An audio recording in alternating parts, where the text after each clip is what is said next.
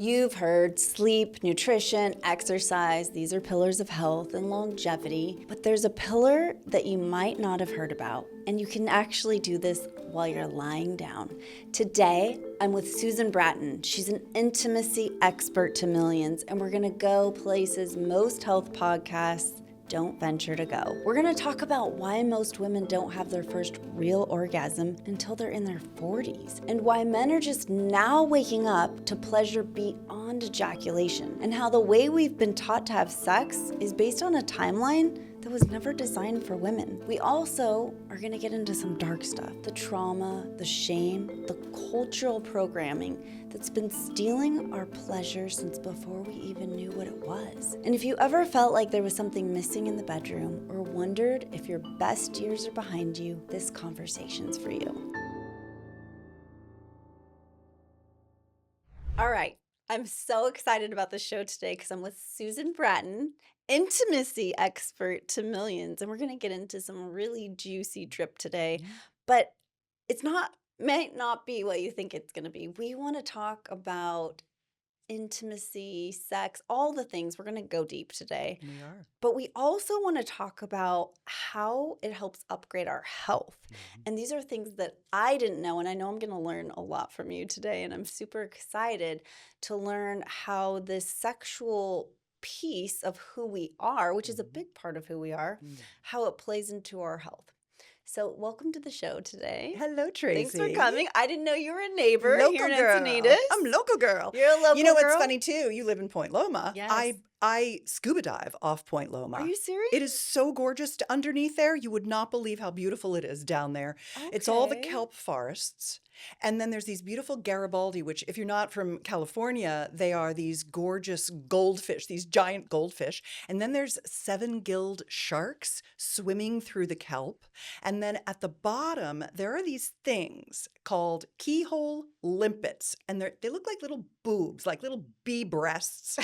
But they have what look like blue Egyptian eyes painted on them. So you're diving and you look down and there's eyes looking up at you. It's nuts down Just right there. here in Point Loma. Right off Point Girl, Loma. what am I missing out on? Okay, I've lived Gorgeous. here forever, and I've never gone scuba diving here. I need to take some incredible. lessons because Yeah, I'm yeah, not you have to get- certified. Yeah, you can do that. But you're inspiring me I now. hope you'll do it. It's so pretty down there. Maybe we can go together sometime once I I'll get go my with you. PADI license.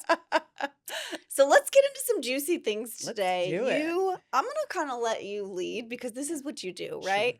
What do the people want to know, Susan? Yeah.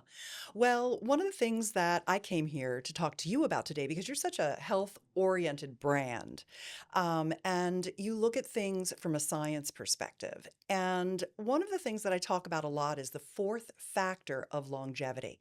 So in addition to being a sexpert, I'm also a longevity person, influencer, if you will. Is that what they call it now? It's a sexpert. Yes, a sexpert. This is a new I'm term not I a never heard. therapist. Okay. So I don't sit in an office and just deconstruct trauma and decolonize sexuality and reverse all of the things that have happened to people in our culture around our sexuality. I actually do the thing beyond that, which is give people new ways to have what I call heart-connected, passionate, conscious lovemaking.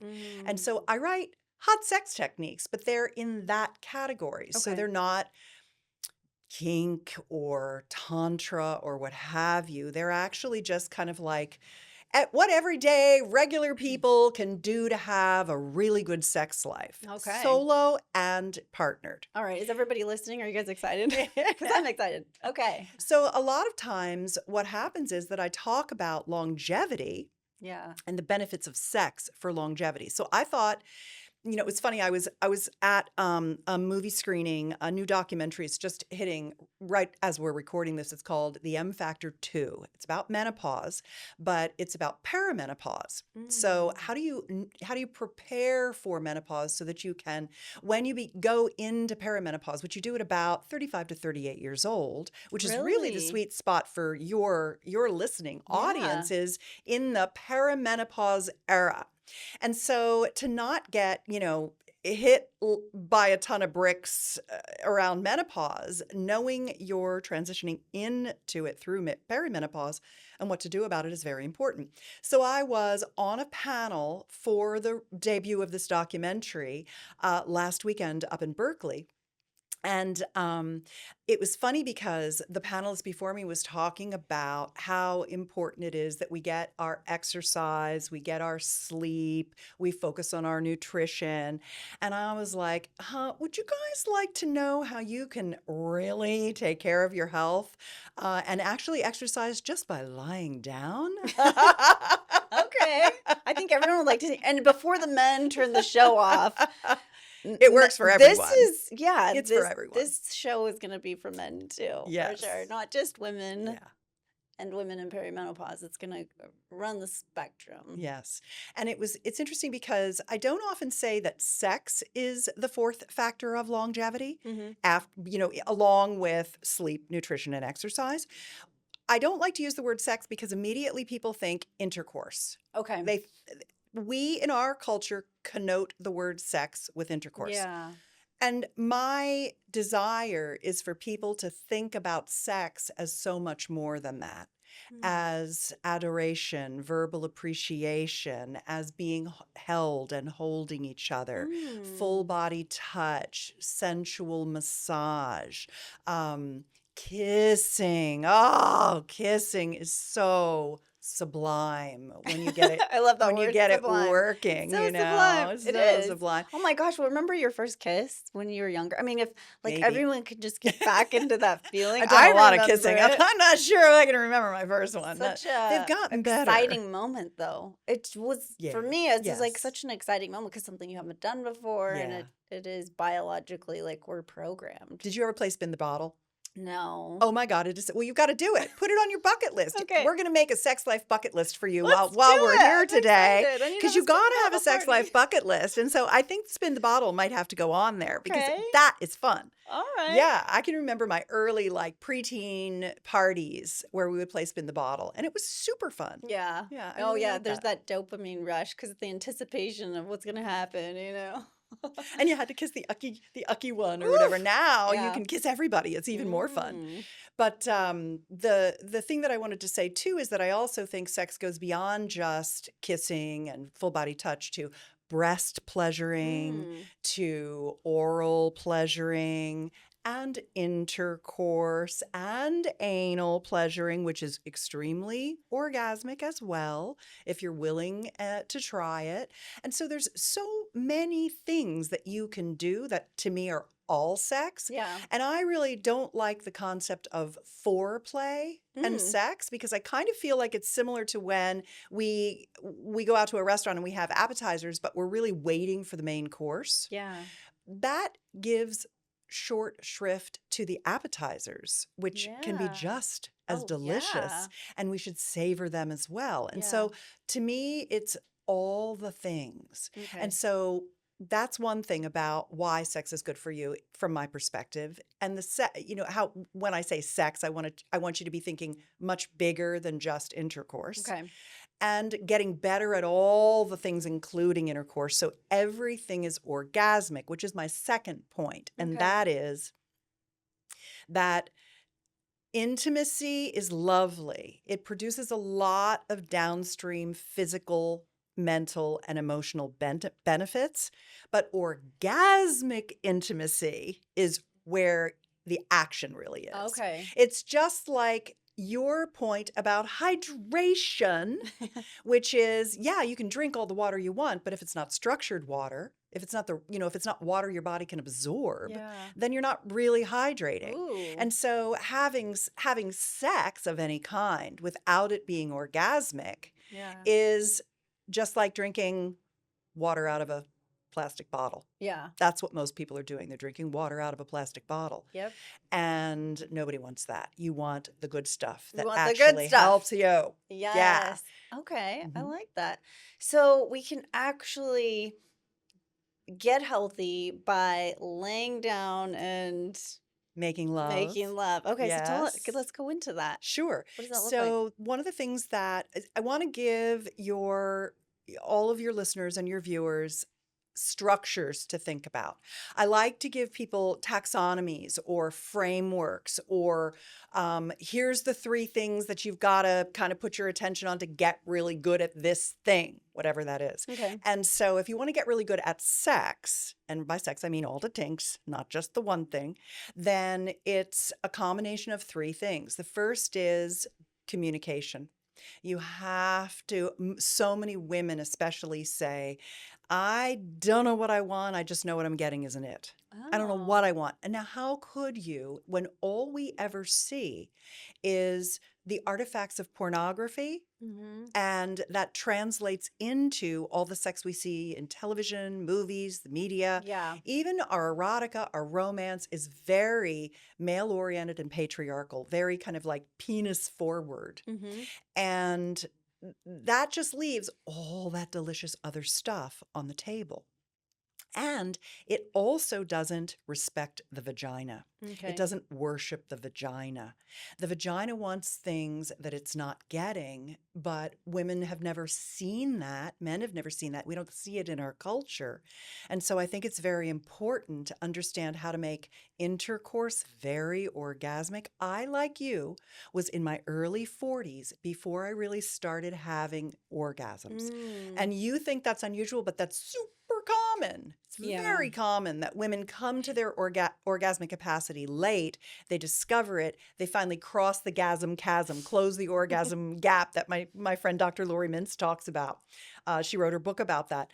But The orgasm chasm. yeah, That's the funny. gasm chasm, got to close the gap. Yeah. So there's over 20 kinds of orgasms that the human body can have. Really? And you are never too old to start on your journey of orgasmic activation and orgasmic expansion. So the first thing is bedroom communication skills, how to know what you want and Really ask quick for it. before Yeah, you move sure, on, sure, when you said sure. there's 20 types of Yeah. different orgasms. Yeah. Is that for men and women? Yes, the human body, Homo So sapiens. this is a thing that kind of going back and backtracking what you're saying really Sure. quick. When we talk about a penis forward culture, Yeah. I think this is an exciting topic for men to have too, because they can get myopic in thinking the only way they're going to get off or have pleasure is through Ejaculation. the penis and ejaculation. Mhm.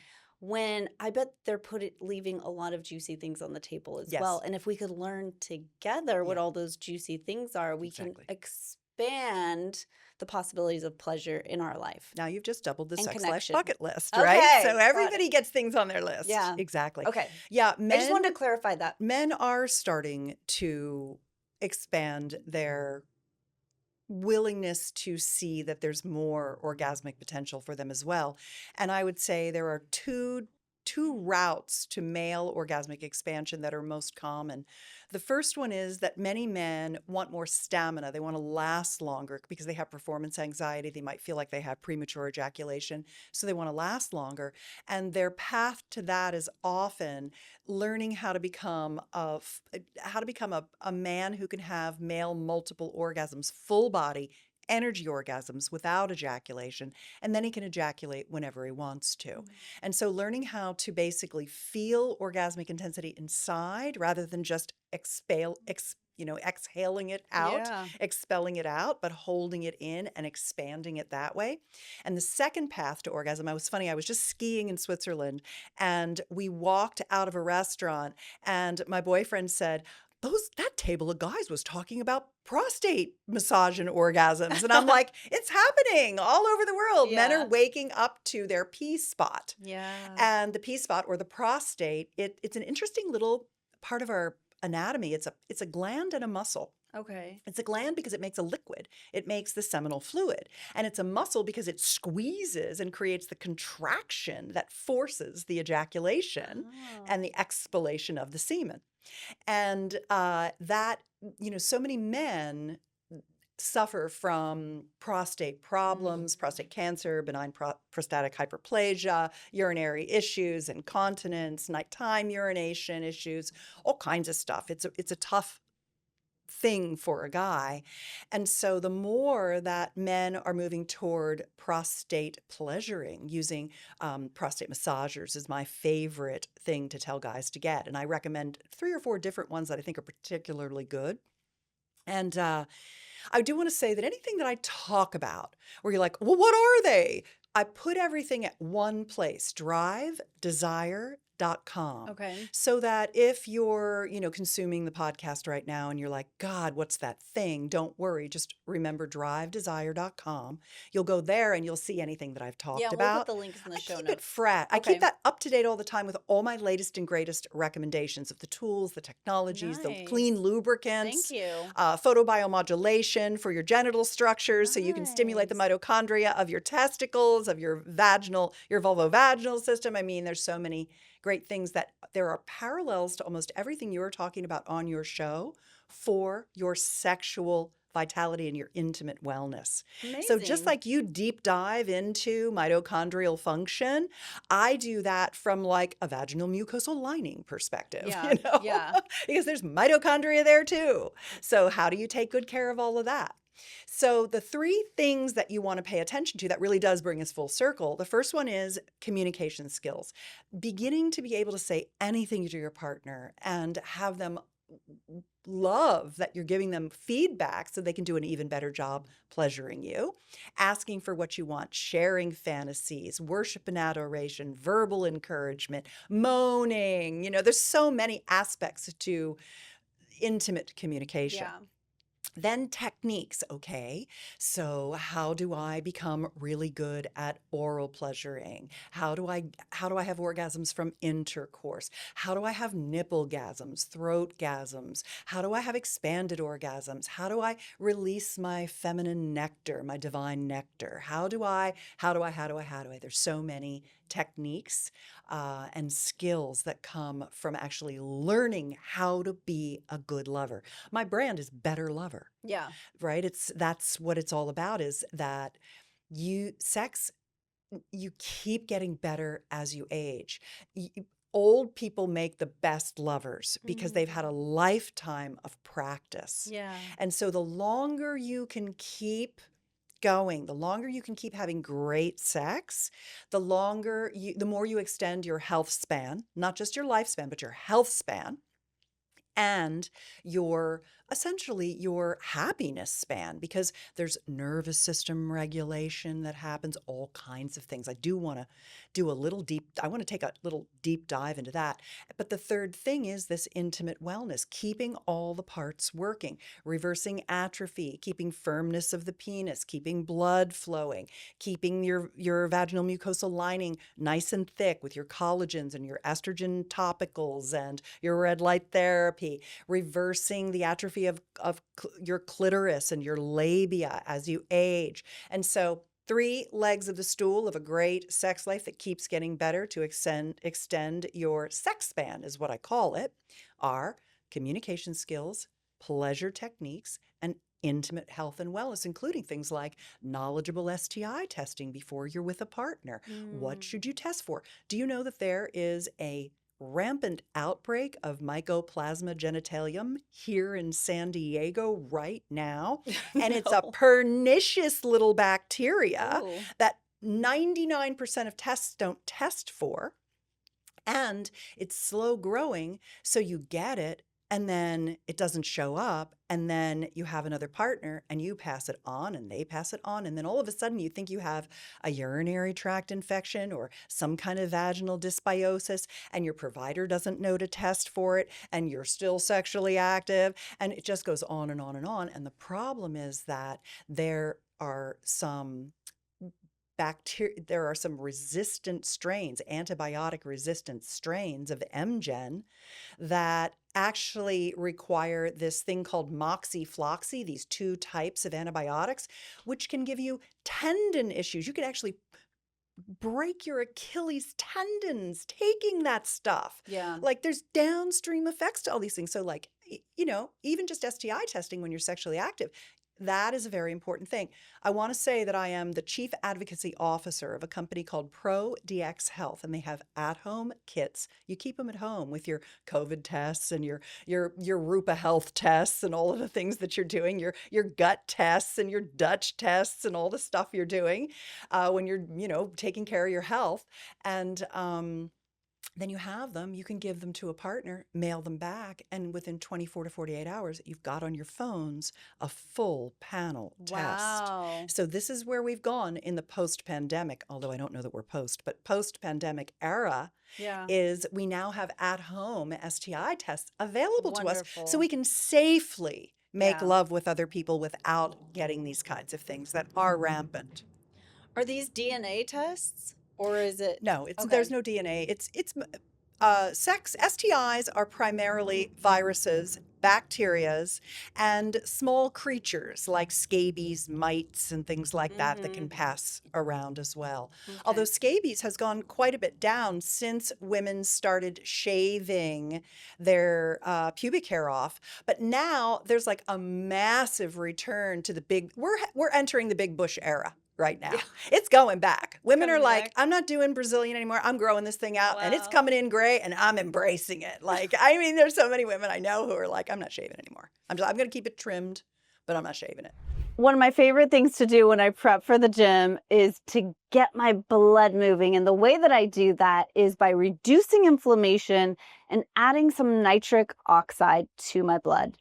I love HydroShot. Not only does it taste delicious, but it has hydrogen gas infused into the can, as well as natural occurring nitric oxide from watermelon rind with green tea, and it's 0 calories. So, You know what's funny is a lot of people don't understand the whole laser thing too. My girlfriend was going to get waxed, Yeah. and I was telling her, I was like, how long have you waxed for? Because that's so painful. And then you got to go through the period of where it's growing back Yeah. and it doesn't look good Yeah. and it's stubbly. And I'm like, why would you do that when you could just get it lasered? And Yeah. then it's just, because then it's gone forever. baby skin forever. I know. I know, but then what happens when you're in your big gray bush era and you can't grow it out? Yeah. Well, I don't You're think like, I'll never be there. I'll never be Call there. me Yeah, in okay. 30 years. Okay. Well, and there's nothing I can do You'd be about like, it now. Suze, you were totally right. I want to grow my big gray bush out, and I can't, man. You're Well, like, I'll I'm never not be able to do it, I guess. But You'll be fine no matter I'll what. be fine no matter what. At least I don't have to shave. I don't have to think about How that. we even get here? Because Exactly. we're on the Tracy train. Yeah, we're talking about the smooth. No, how we're going from smooth to a bush. I have so many guy friends who they're like say they're traumatized by the bush because they had like in sex ed class, how they have to watch a baby being born, and it was always like some lady, I guess, with a big bush. I don't know because I was homeschooled, so I didn't get to go to those sex ed classes, but there's so many guys from my age range that are like, oh, Yeah. yeah, that's gross. Yeah, it's funny. I want to look at something. I just saved this really interesting thing this morning, and I want to tell you what it was. I follow a lot of I like neuroscience. I find it very interesting. As a matter of fact, what I'm deep diving into right now is the neuroscience of AI sex tech. Like, Oh. what's it going to do to our brains? Yeah. So interesting. And how is sex tech different for men and women? How is AI sex tech different for the male and the female body? What are these companies making? And what are they Ooh. making for the difference that they perceive in our gender and our brain and our neuroscience? But this talked about the mere exposure effect. All else being equal, the more we're exposed to something, the more we like it. Behavioral psychologists and neuroscientists call this the mere exposure effect. If you're just merely exposed to more than one woman with her natural pubic hair having a baby, you'll see it a couple times and you'll be like, oh, that's beautiful. Yeah, that's really sweet. I love that. Same as all we ever see are porn-oriented prepubescent vaginas and vulvas. And so we all think we're supposed to have these little tiny labia or there's something wrong with us and we're not pretty. That's not true. As a matter of fact, one of my pet names for my vulva is the Hanging Gardens of Babylon. Okay. And one of the things that I love about it, and I have never gotten any complaints, as a matter of fact, I've gotten deep appreciation, is that I've got beautiful labia. They look really nice gripping a gorgeous penis, right? When I look down there and they're like hugging that penis is happy. It's happy. And so are those labia. And so women thinking that they need to have labiaplasties to trim things, and then you're cutting off the parts that have all the pleasure sensation, the mechanoreceptors, there's these things called rapinian corpuscles that send signals to your brain of pleasure. If you slice them off, they no longer send pleasure signals, and you've minimized your pleasure because because the only thing you ever saw were these childlike vulvas. Is that a thing with porn? Is like the women have had surgeries on their Well, vulva? they're chosen often because they have these very juvenile looking vulvas because we Oh, live in a pedophilic society, as we have interesting. realized, Yeah. right? So we're constantly being pressured to look young and nubile and prepubescent, when in reality, older women are gorgeous, just beautiful. You don't need to look young to look beautiful.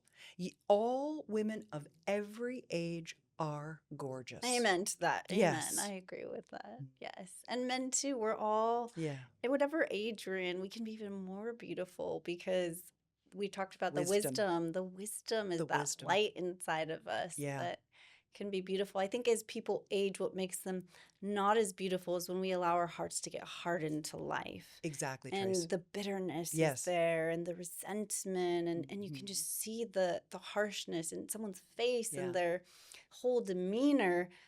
That's what steals and robs the beauty. Yeah. But as we let the light in and we get more playful and joyful and just the juiciness of life, like Yeah. I notice the older I get, the more everything's juicy. I mean, Yeah.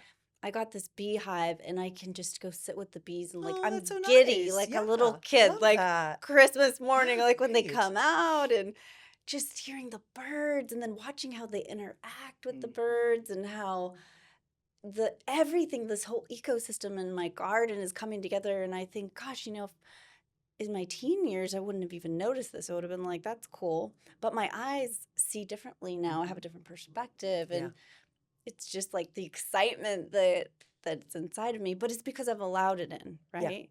And it's something a choice we get to make. And I can imagine that this translates into our sexual life, back to the sexual health, where when we start to open up and get more playful, and because I can imagine a lot of us, something we don't want to talk about and can be trigger warning is sexual trauma. And many of us have not gone through life without some sort of sexual trauma or something that, I don't even like that word trauma, but something that didn't feel like it was consenting or something that just didn't feel right and was hurtful that had to do with sex, that has maybe built some walls or some protection mechanisms into our life that have taken away that play, that openness, that willingness to learn and just explore. Yeah. I don't think that you can grow up in our culture and not be sexually traumatized in some ways. All people. I'm not just even talking about women. I'm talking about, we live in a sexually traumatic culture. Yeah. And so it is very difficult. And there are really 3 different things that if you're trying to overcome trauma and abuse and assault and anything, body shaming, purity cult, like anything, bad dates, whatever it might be. And you can do all these 3 things at the same time, just like the last 3 I gave you.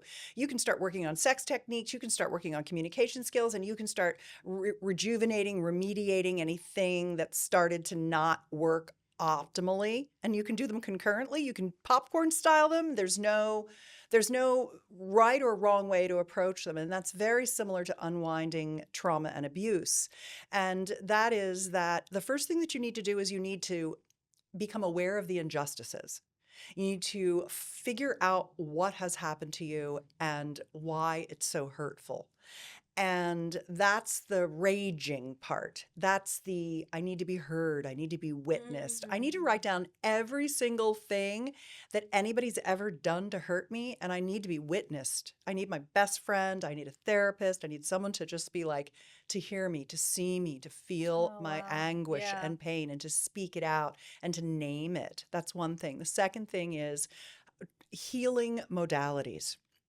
There's so many healing modalities, from anything from somatic experience technique, talk therapy, sensate focus, G-spot de-armoring.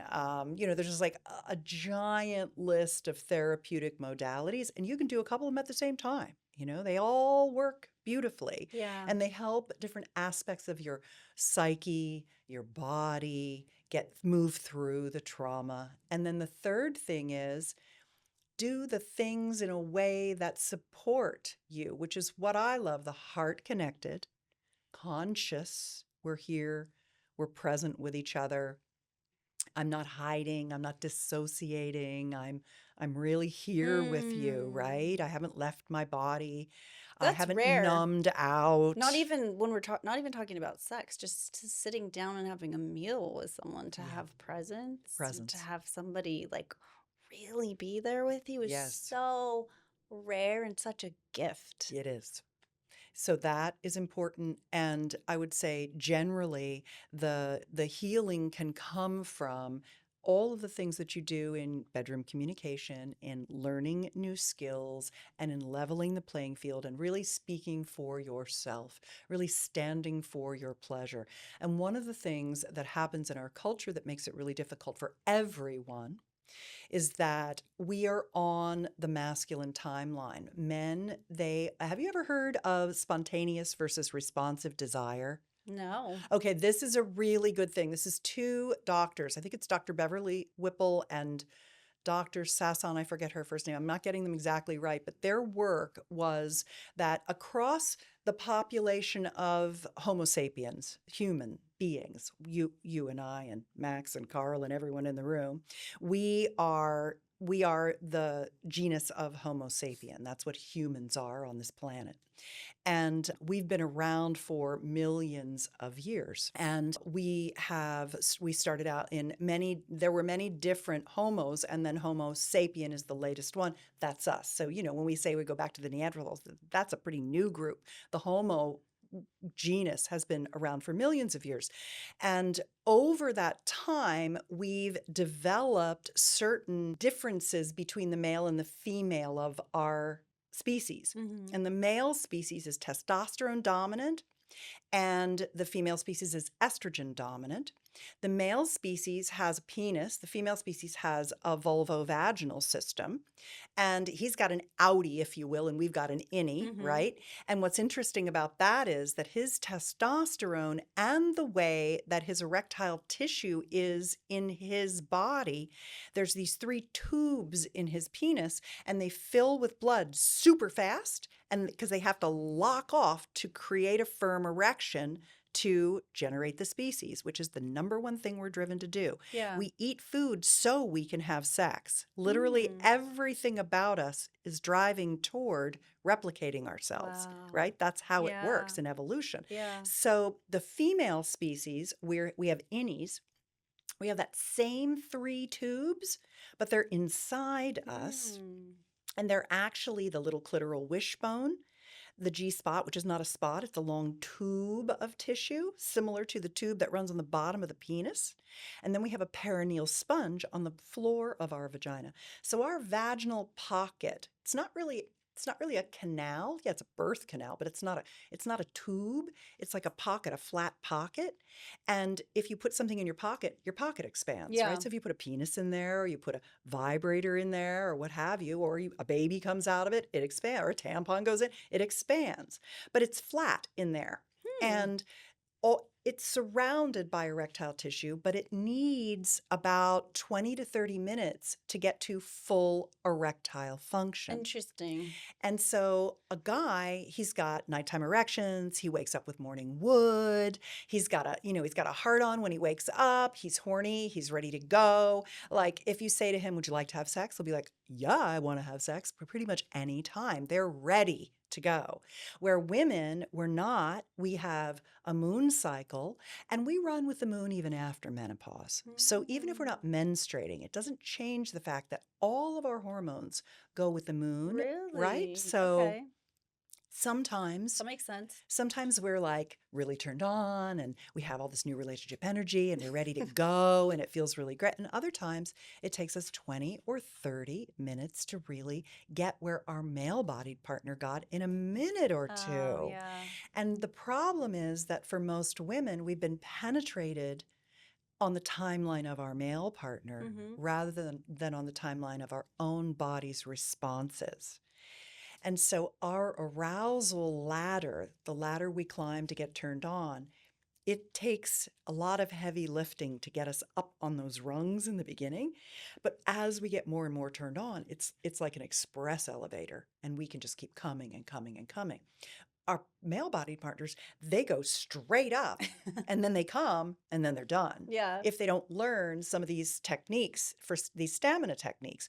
So we have a mismatch, and mostly what we see in our culture is the jump on, pound them, give it to them, penetrate them, and they're done and we're like, I don't know, I don't think I really like sex. One of the most common things I hear from, because everybody comes up and talks to me, can I just They tell you their secret. can I ask you a question? I'm sure you like, hear of a lot course of- you can. I You hear hear a lot of things. I hear all You the learned things. it all. Yeah. And the most common thing I hear from people in their 20s, especially young women, is all my friends act like they love sex and it's not good for me. Maybe I'm asexual. This is what they think. Wow. And it's like, because all the guys that they're having sex with are watching porn and that's all they know. And it's like, we really do need to sit young men down and have them actually look at vulvas and childbirth and understand how it all works. And, and we don't, because we have no sexual literacy. We're removing all the sex education from schools. And so how is anyone ever going to be socialized? How is anyone ever going to have super hot sex when everything is censored? Yeah. Wow. There's a lot there to unpack. There's a lot in sex. There's a lot there. Yeah. And I'm sure we could go on wherever many, you wanna many go. podcasts just talking about this. But I think that, you brought up a lot of really important points. And one of them is the male timeline, how many men can be super aroused right away. But I wanted to kind of go back to that because that's one of the, I don't want to say fallacies, but this broad thought is that most men are just ready anytime they're thinking about sex. And as a woman, we can feel like, I guess, like something's wrong with us if our guy isn't like that. What if he's the kind of guy that isn't interested in sex? I know a lot about this. My mother was 23 years old and she married my father. And my father didn't even penetrate her. He ejaculated before he managed to get inside her and she got pregnant. Wow. So I jokingly call myself an immaculate conception. Yeah. Wow. Okay. I have no idea how that happened, but okay. Oh, those things are swimmers. That's how it happened. It got Yeah. right up in there. And when she found out she was pregnant, my father then told her that he really had to come to the conclusion that he was gay Okay. and that he was just really not interested in having any sex in their marriage. So here was my mother, 23 years old, pregnant, and her husband just told her he was gay Yeah. in 1960. Wow. Yeah. And she said, okay, well, I don't want to be married to someone who doesn't want to be sexually active with me. I want the intimacy and the closeness.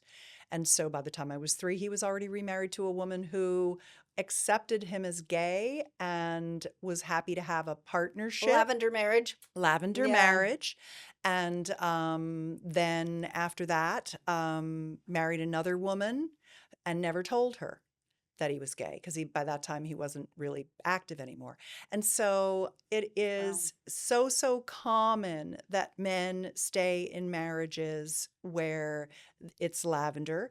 And the other most common reason is that they've been traumatized and abused. Yeah. It's one or the other. And man, my sex life took off in my early 40s. You can make up for lost time. Your best sex is ahead of you. There's nothing that's going to prevent you from having incredible pleasure, all the kinds of orgasms, learning all the skills, and becoming a massively happy person in the bedroom with tons of great sex and orgasms and pleasure. I can give you a little plan of things to start working on, that, and foundations that will help you build more and more pleasure and ecstasy Well, let's talk together. about that, because I'm sure Sure. other women would want to hear that too, and men too. Yeah.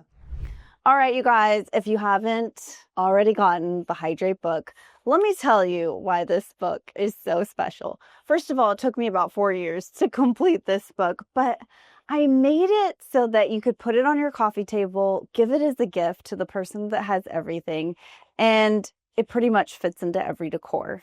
I go through my 9 pillars of health, and I really make science fun and playful. So you can open it to any page, get inspiration, and learn some deep science in a fun and playful way. I highly suggest this as a gift to the person that has everything. I would love to explore having, like you said, there's 21 orgasms, right? How to explore and experience pleasure in different ways outside of intercourse. Yeah. It's just like with food. You're a great cook. I've seen Hydrate, your book, and all the beautiful pictures of the things that you've made in there. So I know that you like nourishing food. Yeah. And you know how when you first started cooking, you weren't that good at it, but then you built a repertoire of things that you make that you love to eat, that are delicious and healthy, and you keep adding to that. You learn, yeah, as you learn. That's the same with sex. Okay. I literally write hot sex recipes. Oh, That's what I do. interesting. I Okay. teach people how to have great sexual experiences and great orgasms. I write the recipes. You follow the recipe. The first time you make something, you're like, it's good. I see the potential.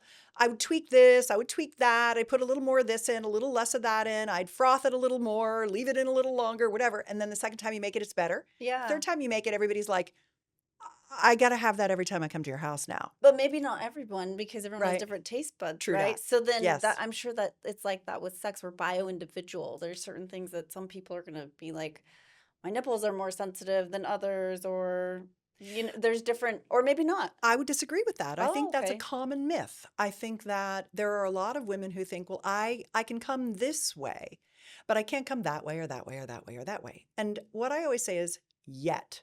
Oh. You can't come that way yet. Yeah. So if you pleasure your nipples, like if you're a person who's like, my breasts are ugly, I don't like my breasts, or, if you're going to hate your body, how could you get pleasure out of it? So first of all, you have to learn to love yourself and love exactly how you look, and be kind. You're just a meat package, for God's sakes. Get over yourself. You know what I mean? It's just, it's your body. Love Yeah. it. Live in it. Love with it, right? Mm. And then you have to remember what I was talking about with corpuscles and nerve endings and mechanoreceptors Yeah. and heat sensations receptors and things like that.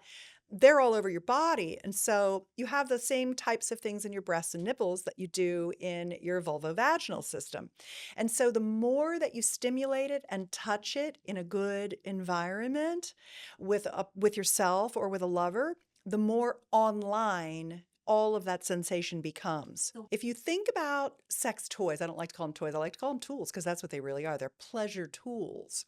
What they are really doing, you can kind of think about them in a way as a medical device, where there's air stimulators, which are the clitoral sucking ones. Those are really nice. So I'd get one of those. You want to build a little pleasure chest with all the right A tools. pleasure chest. It's Oh, that's just cute. it's just like you have, on your counter, you have that little vessel that holds your whisk and your spatula and your tongs. I call them glompers. They're my number one thing. You have all those things.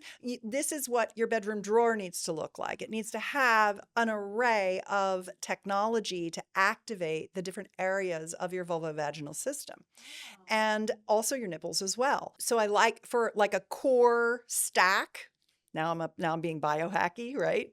The core stack would be an air stimulator, a G-spot pleasuring tool of some kind, which would be a wand, that also is like a vaginal vibrator with some kind of a G-spot piece to it. And I'll tell you the ones that are my current favorites too. And I also like something that is really going to focus on the outer labia and the inner labia and the mons, not just the clitoral tip and shaft, and not just the vagina, but everything under that pubic hair is your clitoris. The mons has the clitoral shaft that goes into your pubic bone. Then your outer labia is where the vestibular bulbs, those little punching bags that hang down. You see the little pictures of the three-dimensional pictures of the clitoral structure. Yeah. And it's like, it's got the little head, it's got the neck, it's got the little arms, it's got the punching bag legs. That's what's under your labia. And so having some kind of a nice labial massage toy. And if you think about it, there's, to make sensation, you have vibration, you have oscillation, you have air stimulation, right? There's different things that do. Yeah. There's even a new vibrator that I love that's called the Temp. That is a vibrator. It looks like a bar of soap, and it's a little vibrator that heats and cools. So you get those cellular sensory signals of warmth or coolness. Some women love the coolness. Some women love the warmth. Some women like both. And you can learn to like everything. The more that you're exposed to it, the more that you become comfortable with it, right? What I was talking about earlier, the neuroscience of exposure to pleasure, the baking of the recipe 3 times. First time you do it, maybe it's like, well, that didn't get me off. Well, Let's didn't get try you it off yet. again. Yeah. Let's think a little bit dirtier thoughts. Let's put on some sexy music. Let's make sure we have enough lube on. Let's make sure we're relaxed and the lighting is nice. We're not just trying to make ourselves come. We're trying to have an ecstatic pleasure experience with ourselves. So mindset is a very important part of it as well. And by stimulating the clitoral structures and the labial structures and the intravaginal system, now you're getting all the parts awakening. And when you give yourself 20 to 30 minutes to really get the blood flowing to your pelvic bowl, all that tissue plumps up. And when it plumps up, it has more surface area that sends many more signals to your big sex organ, which is your brain. Yeah. So when you're trying to, a lot of women, when I say it takes 20 to 30 minutes to come to full erectile function, they're like, oh God, I can come in a second. And I'm like, yeah, you can have one little tiny come. You can have one little sneeze. You can have one little, well, it's really good. And I'm like, great, but imagine what it would be like if you could come for 20 minutes straight. Wow. Imagine what it would be like if you can get into, because there's this escalation. Here's another structure for you. I always really love people to get like the big picture so they know what they're going for. You start by having one orgasm. Then you can begin having multiple orgasms. Oh, I can do it again. I can take a little rest. I can do it again. I take a little rest. I can do it again. Then you want to think about having an extended orgasm. Okay, I'm going to take that moment of climax and I'm going to just I've got the vibrator on me and I feel myself starting to come and I'm just going to stay in sensation. I'm going to ride that sensation and I'm going to take that moment of climax and I'm going to stretch it like I'm stretching out time and I'm just going to come for a longer period of time. And then when you do that, you can work on the other axis of orgasmic pleasure, which is intensity. You can come harder, more intensely, stronger. And what's nice about that is you blend all those things together into expanded orgasms. So now you're having multiple, longer, more intense orgasms. Now you're coming really well. Now you're like, okay, I've got that one channel going and I'm really able to stay with it. And one of the things that therapists do with women who have had a lot of sexual trauma is the technique that I mentioned earlier called sensate focus.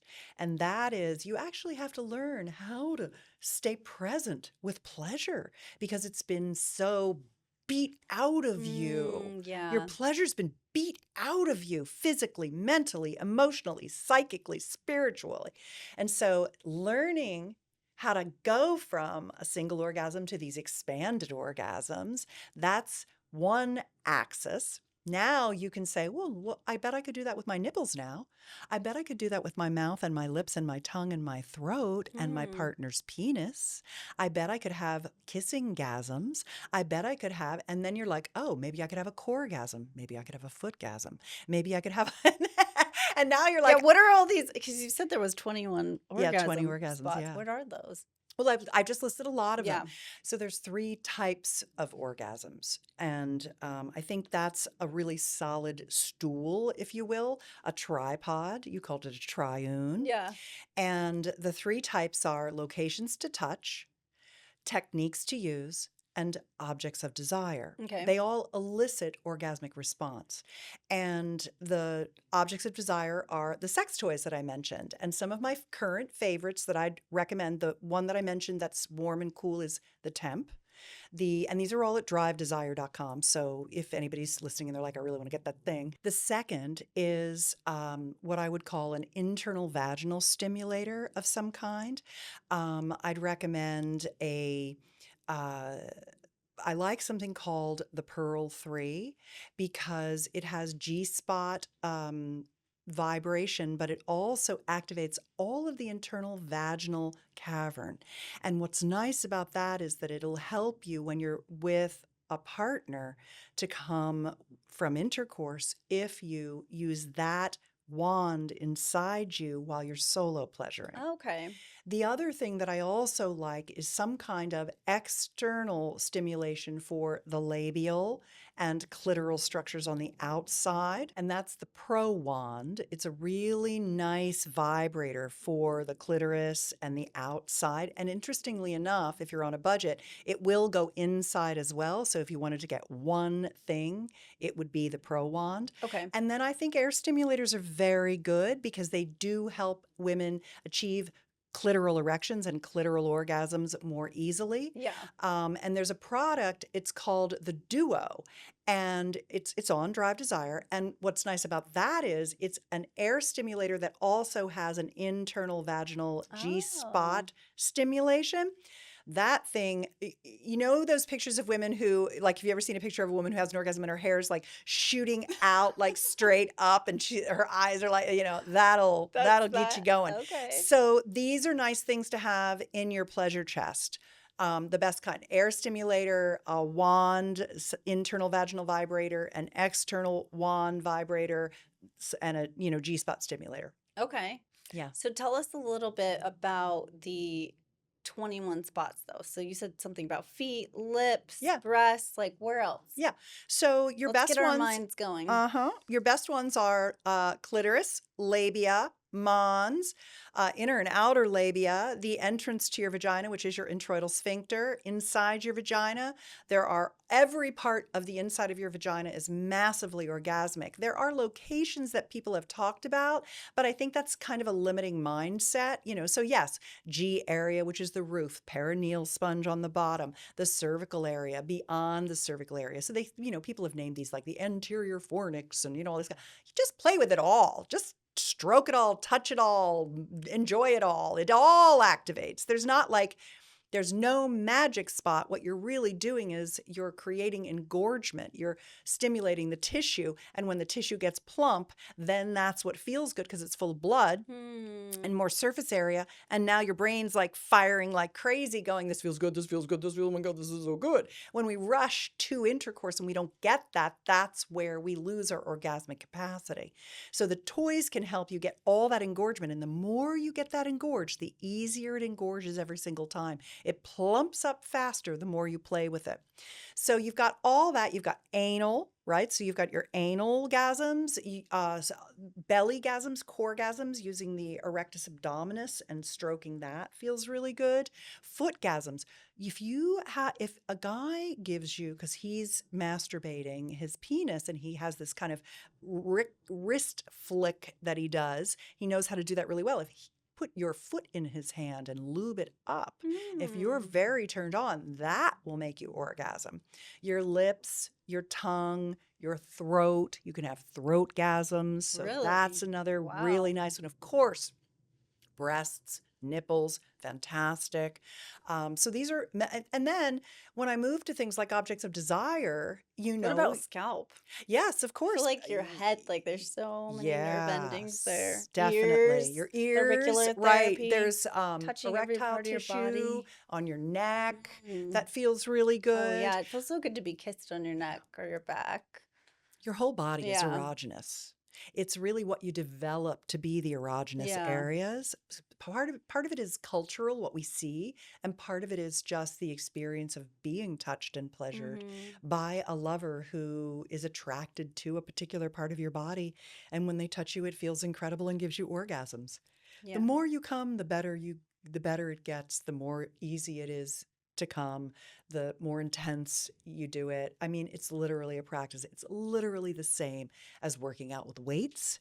It's a mind-body connection, and the more that you do it, the more muscle memory you get, and the better you get at it, and the muscle grows and builds. Yeah. Well, that makes It sense. does. It's how All we right. work. All right, now I want to move to an interesting topic that's Okay. really hot right now. All right. So GLP-1s are huge Yeah. right now, but we're hearing this thing about disappearing clit with Right. GLP-1s, disappearing penis. Yeah. Can you go into this? Because Yes. this is huge. Yes. So it's funny because the memes are Ozempic dick.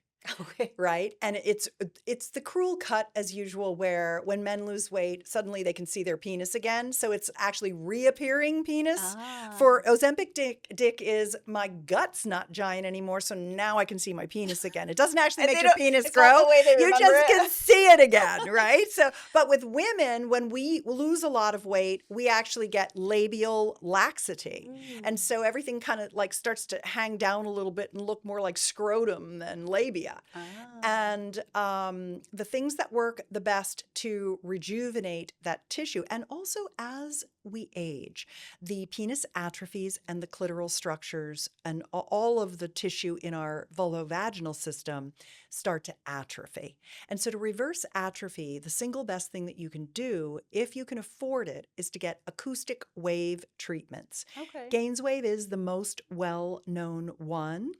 And I recommend them because they train their practitioners on the genital systems. So anybody can buy a shockwave device. They cost about $50,000 to $120,000. They have them in clinics all over our country, but not everyone's been trained on how deep the waves go and where they should be applied and for how long, and you have to be careful. That's why I recommend Gainswave for sexual rejuvenation. And I like it paired with, for men, a vacuum erection device, a penis pump. Penis pumps are really good for drawing blood into the penis. And when you draw that blood in, it helps expand the capillary system and the blood carrying capacity. And that happens in the vulva as well. And when you get the capillaries to grow back into this new tissue that you're creating through these acoustic wave treatments, then the nerves come back as well. Often what Oh. happens is you have sensation loss as well as tissue loss Okay. because you get nerve contraction when you get capillary. The nerves need a blood supply. So you rebuild the tissue, you rebuild the blood supply, you rebuild the nerves, and that rebuilds the tissue. For women, I like also an at-home device I call it the vagina device. It's a product called the V-Fit, and it uses red light, warmth, and vibration, and it's a rejuvenating system that you can do at home. It won't work as well for the entire vulvovaginal system as a Gainswave or acoustic wave treatment will, but if you only have vaginal laxity, thinning of tissue, painful intercourse, and you want to start there, that's a kind of DIY. Same with men. If they're not ready to go get Gainswave treatments, they can at least use a vacuum erection device a couple of times a week to keep that blood going into the penis, to keep their penis from atrophying and to reverse light atrophy and Okay. light loss of firmness. So those are two very important things. But I'll tell you another fundamental one, like hydration, is blood flow. Yeah. As we age, we get atherosclerosis. We get a clogging of the arteries. We start to get, maybe our rings are hard to get off, or our ankles or feet swell. That's an issue with venous return from the calcifying and hardening of the arteries. The arteries can't squeeze the blood where it needs to go, including into our genital structures. So the very first thing you can do is you can eat your leafy greens. Eat your leafy greens, eat your beetroot, drink your green juices, eat your salads, have your veggies. But you can also supplement on top of that with nitric oxide.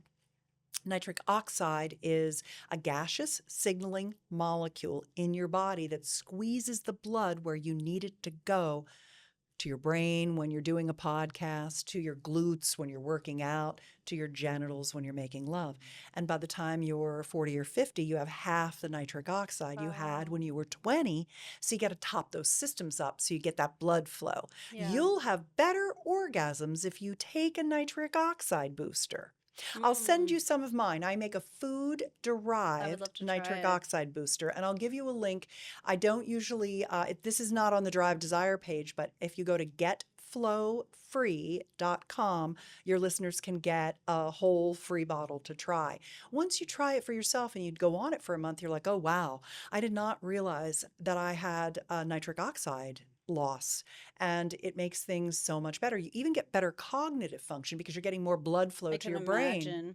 And a hot tip with supplementing for nitric oxide is to pair it with hydrogen, the H2 molecule. That makes sense. Because hydrogen helps modulate the nitric oxide in your body so that you don't get too much and you have the perfect amount. So hydrogen is one of the perfect things to do with it. What are your current hydrogen water recommendations? And what kind of structured waters and what kind of hydrogen water makers are you recommending these days? Because the technology is changing. It's getting better. It is getting better. It definitely is getting better. I mean, it's interesting because I like to get hydrogen different ways, not just through the breathing it in or ingesting it, but actually taking a bath in hydrogen because that's helping to modulate the inflammation in my entire body. That's great. So if I'm having period cramps or I'm just feeling like not on my game or on my game and I've been to the gym and I'm feeling inflamed,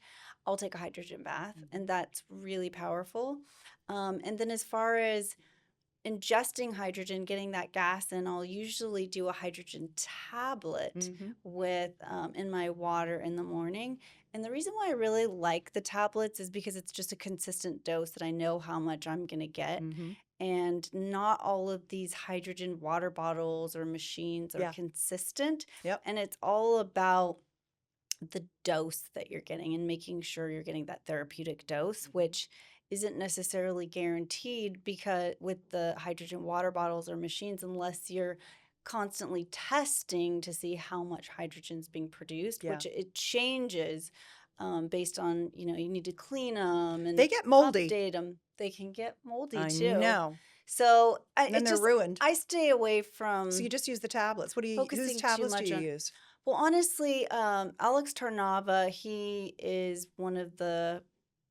He's a friend of mine and someone who developed these tablets. And every single company on the market that's selling these hydrogen tablets all come from him. Oh, that's interesting. So they're all exactly the same, just with a different label on them. So it doesn't matter where you get it. Just find the best price. Yeah. What do? Just go to Jimbo's and pick them up or what? I have them on my website. If you go to thehydratestore.com. Hydratestore.com. I have the hydrogen tablets there, and I just take those every morning, and it's great. And I think it's funny because there's so much marketing and things, like even the hydrogen water bottles, a lot of them are coming from the same companies in China. They just have a different name on them. Not all the water bottles, but a lot of them. So I don't know. It's just being able to sift through hype and really understand. And that's why we have the show, right? To Yeah. educate and help people understand these things. Because, I don't understand art like somebody that focuses on art, or I don't understand astrophysics like somebody, so we get to ask the experts. So Yep. here is where we get to learn about those things. So thank you so much for being on the show. I want to close with a couple of things. A question of what was one thing that you believed about sex in your 20s that was a limiting belief that you no longer believe anymore now in your what's your age now? 64. 64. Tell us the wisdom. Can I roll out the scroll?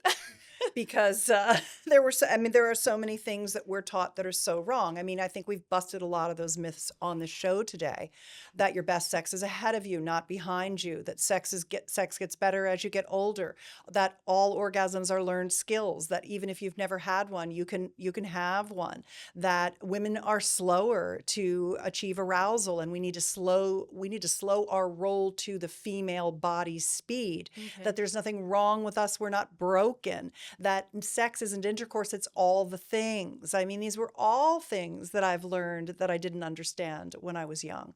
That oral sex can be as orgasmic as intercourse, that kissing can be orgasmic, all of those things. Yeah. So it's 64. Yeah. What is your sexual kind of routine? I mean, are you having a lot of sex? Is this something that, like, how does it change from when you were in your 20s? I feel very self-confident about my sexuality. I really love my body and all what it looks like now, and I don't mind any of the things that I would have thought about being upset about in my 30s. They make no difference to me at all. I just love everything about how I look. I love my vulva. I love my breasts. I don't mind being imperfect. I like feeling confident about who I am. I like the closeness and intimacy and pleasure that I get from my sexuality. I like how verbal I am, how much I moan, how I ask for things. I love my appetite for trying new things. Like literally before Carl and I came here today, I brought him a bunch of presents. I brought him the new Tor 3 vibrating penis ring. I brought him the Lalo FS2 male stroker. I brought him a new prostate massager called the Plex from Hot Octopus. These are all on Drive Desire. He and I are going to do, and I brought the Chorus from WeVibe.